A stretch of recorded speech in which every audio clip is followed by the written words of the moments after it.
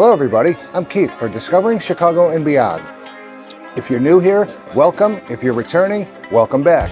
Today, we're in the iconic Billy Goat Tavern on Lower Wacker Drive, just off of Michigan Avenue, the Mag Mile.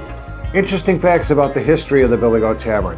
It was originally located on West Madison Street, right by the old Chicago Stadium, and William Sianis bought this bar for $205, which he knowingly wrote a bad check for, hoping that his proceeds from the first weekend of operation would cover that check. He was right, his bet paid off, and the rest is history. He put up a sign just before the 1944 Republican National Convention that read, "No Republicans Allowed." And so, of course, the marketing genius that he was, the place was mobbed by Republicans demanding to be served. After that, the following year in 1945, the Cubs made it to the World Series, and Sam Sianis wanted to attend the game at Wrigley Field with his goat. The Cubs said, "No, you can't bring a goat in here." So Sam put a curse on them that they will never win another World Series, and that curse lasted until 2016, when the 2016 Cubs won the World Series and finally broke the curse. The Billy Goat moved to its present location here on Lower Wacker Drive in 1964. This place was very busy in the 60s, 70s, 80s. And then, of course, the Saturday Night Live skit with John Belushi and Dan Aykroyd and the Cheeseburger broke. And they now have 7 or 8 locations throughout the area. So behind me is Tribune Tower, which was the home of the world's greatest newspaper, WGN, the world's greatest newspaper, and the radio station, which was a huge powerhouse early in the days of radio. The Tribune was here until just recently when they moved to another location. Now this is luxury condos. But when they were building this building in the 1920s, the Tribune sent out their correspondents all over the world to get stones to ship back here from all over the world to use as part of the foundation of this building, since they covered the world with their news services.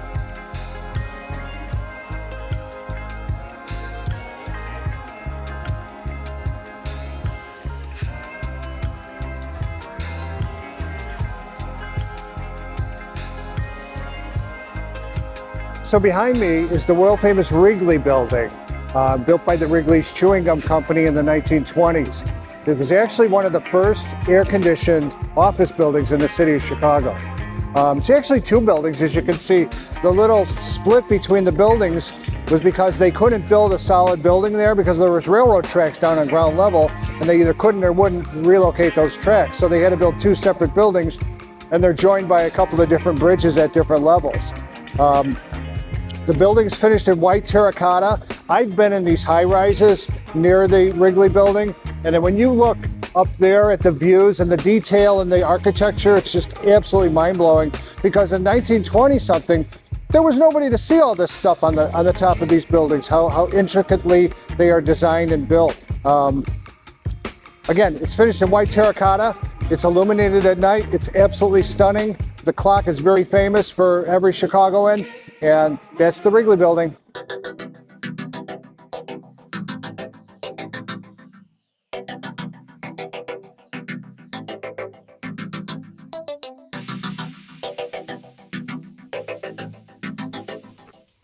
The Starbucks Reserve Roastery opened in 2019 is the largest Starbucks in the world at 5 stories and over 35,000 square feet. I'm not really a Starbucks guy, but this place is absolutely incredible. The first floor is the main floor to grab a coffee and treats to go, roasting equipment, a coffee bean bar, and assorted teas and souvenirs. The second floor has freshly made pastries, pastas, and pizzas. The third floor consists of barrels filled with rare coffees, with 8 56-foot-tall copper tubes transporting the coffee beans from floor to floor. The fourth floor is the cocktail bar where you can actually get drunk at a Starbucks, and the fifth floor is the roof terrace. Go early as there's always a line to get in.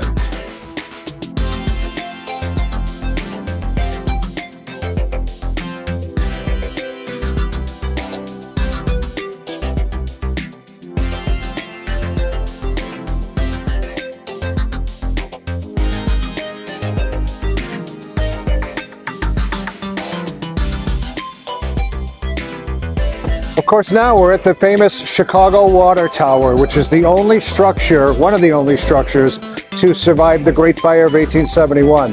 This building and the building across the street were built in 1869 to pump, and that building actually pumped the water from the cribs out in Lake Michigan to this building, which pressurized it and pumped it out to the whole city.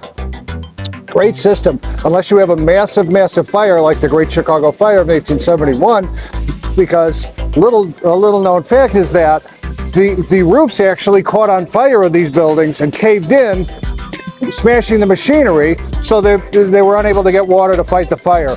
Crazy, but true.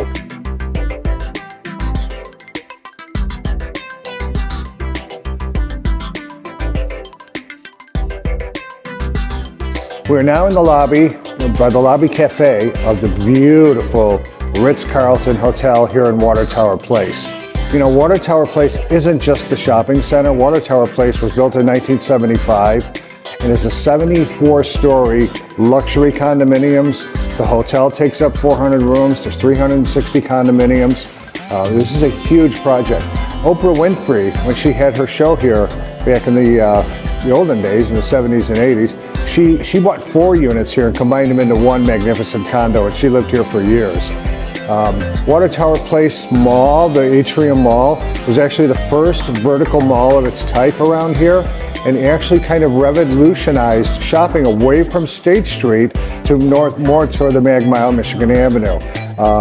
Other malls have since followed suit, the 900 shops, what's the other shop? The Northbridge shops.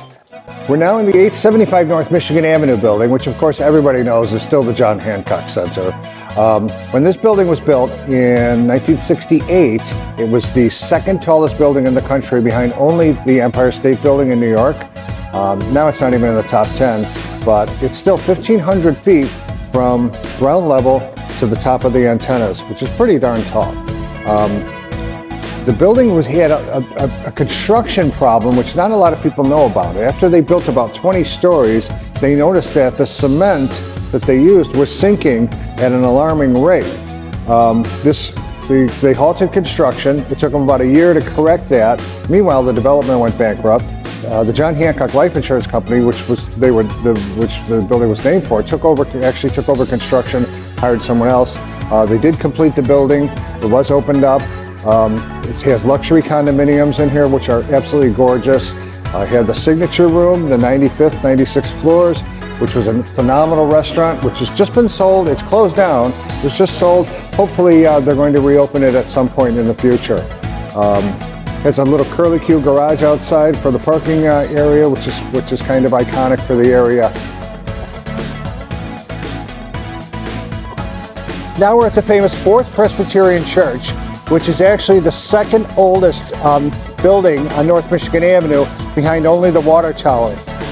Interesting thing is that this church was originally dedicated on the same day as the Great Chicago Fire and burned up in the fire. So they built another church about a couple blocks west of here, and it took them 40 years to build this building, which they dedicated in 1914, and the church has been here ever since. It's a beautiful, beautiful building. They have these really cool concerts, kind of laid-back concerts here, obviously religious services. The Presbyterian Church was instrumental with Rush Medical Center in 1884 to start Rush Presbyterian St. Luke's Hospital, which is now Rush Medical Center on the west side of the city.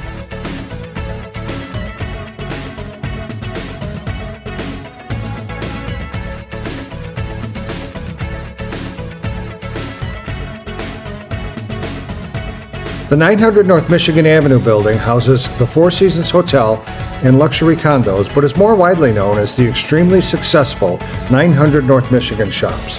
The stunning 6-story layout reflects lessons learned from Water Tower Place, that Bloomingdale's placement at the rear of the mall draws people through the space, and the arrangement of escalators in parallel rather than zigzags directs shoppers past more shops. Looking up, you see the 190-foot digital tapestry known as the Canopy that stands as a testament to the mall's local art community. The Palmolive Building is an Art Deco skyscraper originally built for the Colgate-Palmolive Company in 1929.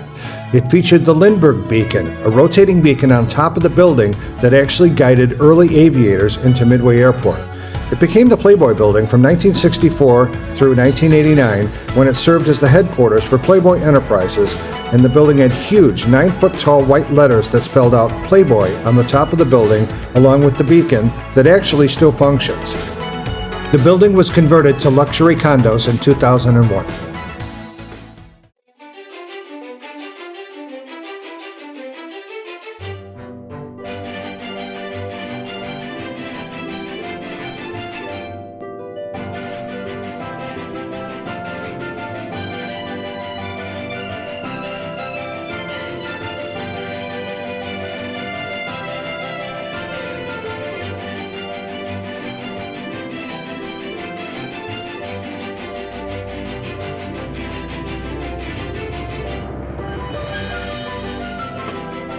So now we're in the beautiful Palm Court restaurant of the Drake Hotel, the Grand Dame of one of the Grand Dames of Chicago hotels, and for sure the Grand Dame of Michigan Avenue, the Magnificent Mile. Located right on Lake Michigan, the views from most of the rooms are incredible. Everybody who is anybody has stayed here: presidents, rock stars, Princess Di, heads of state, all kinds of celebrities. They've shot numerous films here. This was my mom's favorite place for high tea, which they're getting ready for right now. It's an absolute stunning presentation. It's an absolute stunning room, absolutely stunning hotel. The Drake has it all. The Drake was built in 1920. It used to house for 83 years the Cape Cod Room, which was a famous Chicago seafood restaurant. In fact, Joe DiMaggio and Marilyn Monroe carved their initials into the wooden bar when they were here years and years ago, and those are still there. Of course, the restaurant is now closed. It closed in 2016, unfortunately.